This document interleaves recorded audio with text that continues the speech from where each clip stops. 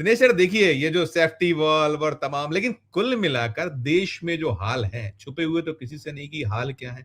और मैंने जैसे कहा कि इशारे भी बहुत सारी चीजें कही जाती हैं। आप देखिए, ये फैक्ट है कि इस समय हम लगातार देखते हैं संघ अपने तरीके से काम करता है और होता है, वक्त वक्त पे चीजें हमने देखी हैं। लेकिन आज जो ये 12 साल का सफर है, इन 12 सालों के सफर में कहीं लगता है कि अब ये वक्त बिल्कुल मुफीद है कि ये यदि यहां पर यदि कुछ नहीं चेक एंड बैलेंस हुआ तो और कहीं नुकसान देश का हो जाएगा।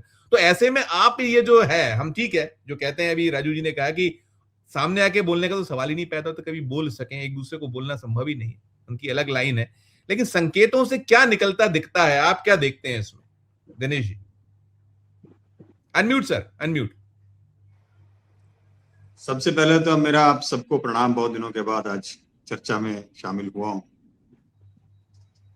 मसला यह है कि मोहन भागवत या आरएसएस की जब हम बात करते हैं और हम अपने देश की तरफ जब देखते हैं तो ये हिंदुत्व, हिंदू राष्ट्र की अवधारणा कहां से शुरू हुई, हमें ये सोचना होगा। आज तक जो खामोशी मोहन भागवत या आरएसएस के दूसरे नेता अख्तियार करके चल रहे थे, उसके पीछे का कारण आप समझिए कि ये सिर्फ क्योंकि मोदी उनके एजेंडे को प्रोटेक्ट करके उनको उसको एनकरेज कर रहे थे पूरे देश में, इसलिए उन्होंने खामोशी अख्तियार की हुई है। और अभी जो देश के हालात बने पोस्ट सिंदूर और ये ईरान और इजराइल का और जो सारा अमेरिका का एपिसोड चल रहा है, इसमें मोहन भागवत जी कहीं ना कहीं ये सेंस कर रहे हैं कि ये जो नजला है ये अब उनके ऊपर भी गिरने वाला है। बिल्कुल ठीक कहा सर ने अभी कि ये सिर्फ हवाई बातें हैं और ये हमेशा मुझे तो अब आरएसएस को तो लोग राष्ट्रीय स्वयंसेवक संघ कहते होंगे, वो एक अलग एजेंडा है। मैं उसको एक रूमर स्प्रेडिंग सोसाइटी से ज्यादा नहीं समझता, क्योंकि कारण उसका बड़ा स्पष्ट है और मैं इसको पूरे अपने अधिकार के साथ और इस बात को मैं कह रहा हूं कि क्योंकि जब जब भी मोदी जी के मुंह से शब्द निकले हैं, मैं इस बात से इत्तेफाक रखता हूं कि वो शब्द आरएसएस के हैं। चाहे वो उनका 2014 का इलेक्शन हो, 15-15 लाख रुपया हर व्यक्ति को देना हो, या दूसरे तरीके से काले धन को वापस देश में लाना हो, या इसी तरह की बहुत सारे जिसको भ्रमित करने वाले वाकयात आगे होते हुए कि डिमोनेटाइजेशन करते हैं, आतंकवाद खत्म हो जाएगा। तो ये सारी चीजें एक बाद में इन्हीं के एक नेता ने ये कहकर खत्म कर दी एक बहुत मेन स्ट्रीम मीडिया के चैनल पर कि ये सब राजनीतिक जुमले हैं। इन राजनीतिक जुमलों को आप किस तरीके से देखेंगे, ये उससे आगे वाली बात कोई है नहीं। तो कुल मिलाकर के ये अभी जो शिक्षक वर्ग वहां पर इनका लगा था नागपुर में, मैं उसकी भी रिपोर्ट देख रहा था कि वहां पर हुआ क्या है और किस तरह से कौन लोग वहां उपस्थित थे। वही तो कुंभा है जिसको आप बंद कमरे में ये समझाते हैं कि अपना जिहाद जारी रखो, अपने जो एजेंडे हैं आरएसएस के उनसे बिल्कुल डाइवर्ट ना हो। और आप जब एक पब्लिक प्लेटफॉर्म पर उस बात को कहने के लिए सामने आते हैं तो आप उन चीजों के ऊपर कोई चर्चा नहीं करते हैं। और ये बात उनका कहना, अगर हकीकत में वो ये सब चाहते हैं तो मोहन भागवत आरएसएस के उस कद पर बैठे हैं, वो उनका कद है जो मोदी को मतलब डायरेक्ट उनको समझा सकते हैं कि भाई साहब आप जो कर रहे हैं ये इस तरीके से ठीक नहीं हो रहा है।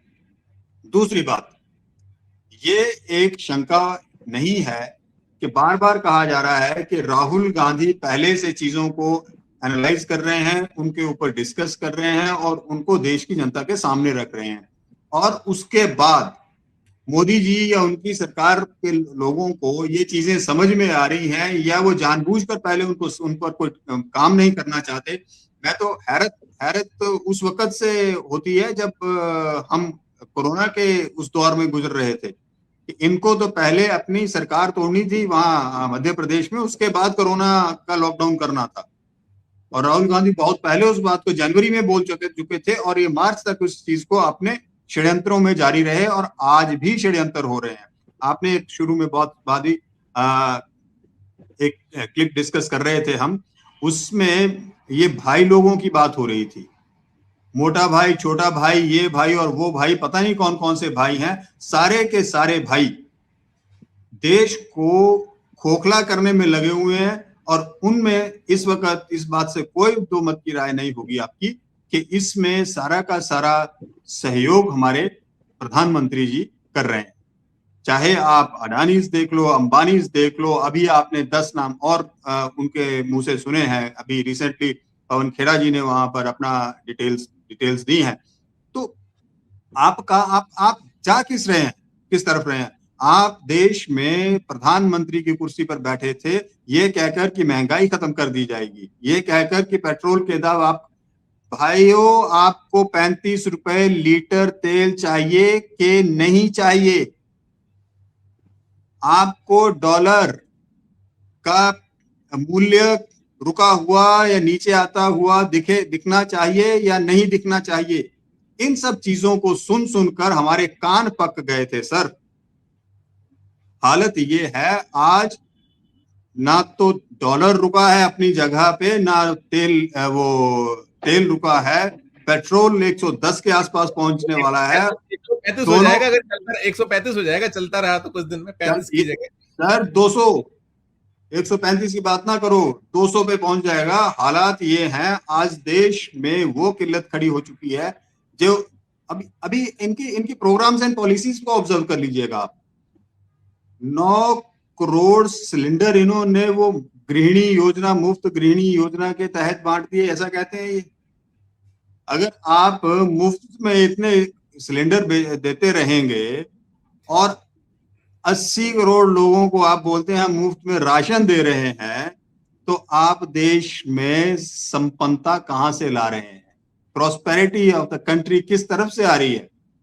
आप किसी भी फ्रंट पर इस सरकार को देख लीजिएगा, एक भी कंपैरेटिव स्टेटमेंट हम आपको देख लें, इंदिरा गांधी जी से देख लें, चाहे मनमोहन सिंह जी के साथ देख लें, या ये नेहरू जी का, नेहरू जी तो मतलब इनके लबादे में है। जब इनको कुछ भी नहीं कुछ करना होता है तो इनको नेहरू जी इनके मुंह से निकलने लगते हैं।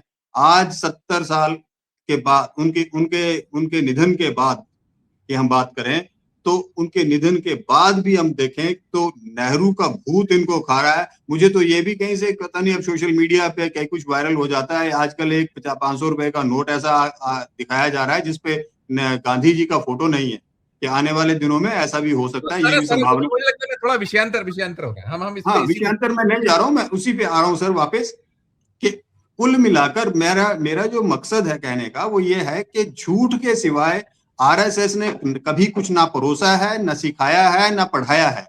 तो मोहन भागवत जी जो कुछ कह रहे हैं मंच पर, वो मंच से पर्दे के पीछे जो है उसके बरक्स काम कर रहे हैं, और सामने वो सिर्फ और सिर्फ आपको और हमें एक नई डिस्कशन में डालने का प्रयास कर रहे हैं। राइट। कुल मिलाकर मुद्दा वही का वही है कि देश से सबको साथ लेकर चलना चाहिए, ऐसा बोल रहे हैं। सबको साथ लेकर चलते कहाँ हैं? बिल्कुल। वो व्यक्ति जो आरएसएस के एजेंडे के खिलाफ बात करेगा उसको तो आप दुश्मन समझते हैं, अपना दुश्मन समझते हैं, देशद्रोह। अब क्योंकि सरकार में तो आप उसको देशद्रोही भी बोल देते हो। लेकिन एजेंडा ये नहीं है, एजेंडा ये है कि हमने देश को किस तरफ को लेके जाना है। आप कान खींच सकने की क्षमता रखते हैं भागवत जी, आप नरेंद्र मोदी के कान खींचने की क्षमता रखते हैं।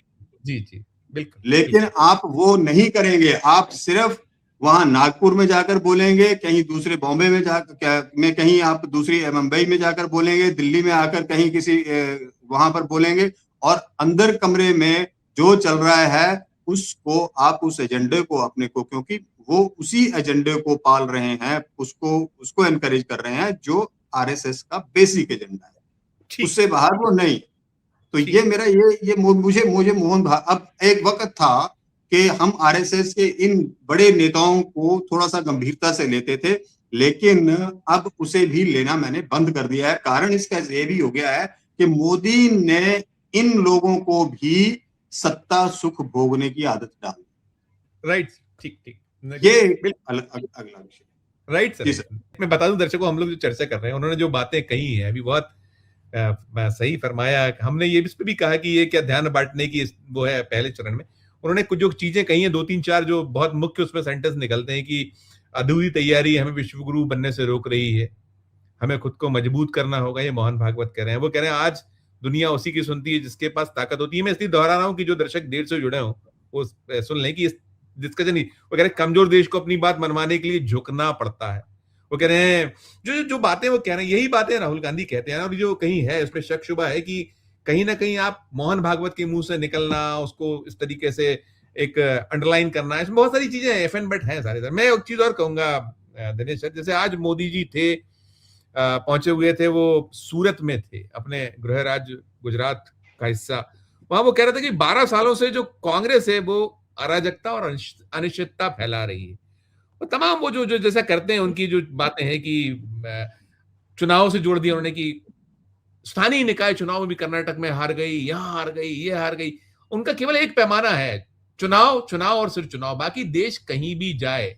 जैसे आपने पहले चरण में कहा कि आज हम 35 रुपए 37 रुपए लीटर पेट्रोल देंगे और 135 137 पे हम पहुंच जाएंगे, आपने कहा 150 पहुंच जाएंगे। तो इसके अलावा उनकी सोच दिखती ही नहीं, बढ़ती सब इसमें समाप्त चाहूंगा। और अभी देख रहे डोनाल्ड ट्रंप का आया, उन्होंने फिर कहा, कई संकेत दे रहे हैं कि इतने परसेंट हम टैरिफ और बढ़ाएंगे। वो बार बार वही चीजें कहते हैं, वो जो हमको ह्यूमिलेट किया जाए।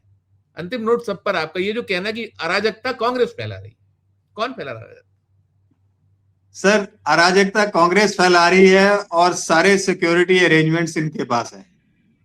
देश की सेना से लेकर पैरामिलिट्री फोर्सेस इनके पास है और अराजकता कांग्रेस फैला रही है। अराजकता राहुल गांधी फैला रहे हैं और आप ये कह रहे हैं कि बांग्लादेश से जो वहां पे इंट्रूड कर रहे हैं वेस्ट बंगाल में, वो इसलिए करते रहे क्योंकि ममता उनको अंदर आने देती है, जबकि बॉर्डर सिक्योरिटी फोर्सेस बीएसएफ आपके कंट्रोल में है।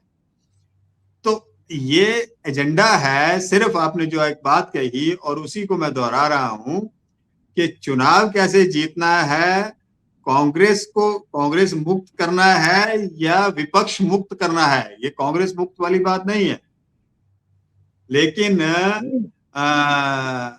अभी वो विजय जोसेफ जी चीफ मिनिस्टर बने हैं, कितना शानदार कितनी शानदार वो जीत थी, और उस जीत के आगे सब कुछ फीका पड़ गया। इनका बिहार हो चाहे वेस्ट बंगाल हो, उड़ीसा हो या दूसरी जगह हो, कुल मिलाकर के इनके गले की फांस है चुनाव। और जहां भी चुनाव होता है वहां ये सक्रिय होते हैं, उसके ज्यादा इनकी सक्रियता कहीं नहीं होती है। और जब जब भी देश कठिनाई में खड़ा होता है, देश में अराजकता की बात करते हैं, जब भी देश कठिनाई में होता है, ये अपने 8,000 करोड़ के उस जहाज में बैठते हैं और विदेश रवाना हो जाते हैं। लोगों को ये कहते हैं कि तेल कम खर्च करो और खुद विदेश यात्रा पर निकल जाते हैं। तो ये कुल मिलाकर के हम लोगों को या देश की जनता को भ्रमित और हैरत मेरे को इस बात की होती है कि बहुत सारे समझदार लोग, एजुकेशनिस्ट, इंटेलेक्चुअल्स जो हैं, वो इनके सामने ना जाने क्यों हाथ जोड़कर खड़े रहते हैं। हालत ये है, इन लोगों को मैं इनका भी आह्वान करता हूं कि दुनिया उस इतिहास जब लिखा जाता है तो उनका नाम पहले लिखा जाता है जो हवाओं के खिलाफ खड़े होते हैं, तलवे चाटने वालों के नाम नहीं लिए जाते। तो आज भी वक्त है कि सही के साथ खड़े हों। ये जरूरी नहीं, इसमें मैं मोदी या बीजेपी या इनकी बात नहीं कर रहा हूं, लेकिन सही के साथ खड़े हों। वहां पर भी हो सकता है कुछ सही हो और वो रास्ते से भटके हुए हों, उनको भी वापस मेन स्ट्रीम में लाने की जरूरत है। ये एक ऐसा नशा इन्होंने अपने लोगों को पिला रखा है जिससे अब इनको समझ नहीं आ रहा है। इनका जो ब्रेन वॉश जो हुआ है, इससे इनको बाहर निकालने की जरूरत है। देश की जनता अब बहुत मेजॉरिटी अब इस चीज को समझ चुकी है कि देश सही हाथों में नहीं है। बिल्कुल बिल्कुल बिल्कुल बिल्कुल ये अब समझने की जरूरत है। तो बहुत जरूरी है कि सारी चीजें, और जहां तक आपने अराजकता की बात करी, हंगामा क्यों बरपा, थोड़ी सी जो पीली है, अभी तक तो वहां पंजाब में जो हालत होने वाली है वो देखना आपने। पंजाब, ये हर चीज है, ये खुद हवा देते हैं सर। ये जो गुंडागर्दी हुलिगनिज्म की बात हम करते हैं, ये इसके कर्णधार हैं खुद। इनके पास संयम, शांति और सहनशीलता बिल्कुल नहीं है। जिसकी ये बात करते हैं ना, वो चीजें इनके पास नहीं है। ये बहुत एग्रेसिव, एरोगेंट, ये इनकी नेचर है। तो इसी का परिणाम है कि डाउन द लाइन इनके लोग जो हैं वो ये सब करते हैं। राइट। कुल मिलाकर ये जिसको एनकरेज करने वाले लोग ये खुद हैं, और खुद ही उसको हवा देते हैं, और उसके बाद उसके ऊपर खुद ही कोई कार्रवाई नहीं करते हैं। दूसरे के ऊपर लांछन लगाने के लिए ये इन चीजों को बढ़ावा दे रहे हैं। देश जिनके हाथों में है, अराजकता उनको रोकनी है।